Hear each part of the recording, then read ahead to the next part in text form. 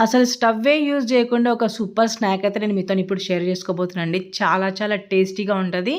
తర్వాత మన tummy full అవుతది. తర్వాత లైట్‌గా గూడా ఉంటదనమాట. ఎంత తిన్నా గానీ మనకి ఇంకా తినాలనిపిస్తది. అంత టేస్టీగా ఉంటది. ఇంకేమాత్రం ఆలస్యం చేయకుండా ప్రాసెస్‌లోకి వెళ్ళిపోదాం. ఫస్ట్ అయితే మనం కర్నూలు బొరుగులు తీసుకోవాలండి. తర్వాత ఒక పెద్ద ఉల్లిగడ్డ సన్నగా ముక్కలు ముక్కలు చేసుకొని ఆ బొరుగుల్లో వేసేసుకోవాలనమాట. తర్వాత 2 గుప్పెళ్ళ పప్పులు అంటే పుట్నాల పప్పులు వేసేసుకోవాలి.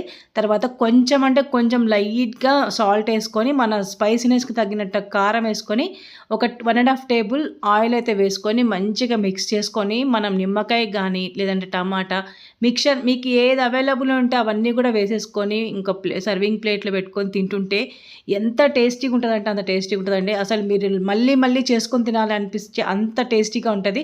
కావాలంటే ఒకసారి మీరు ఇట్లా ట్రై చేయండి. నాకు కామెంట్ బాక్స్‌లో కామెంట్ చేయండి.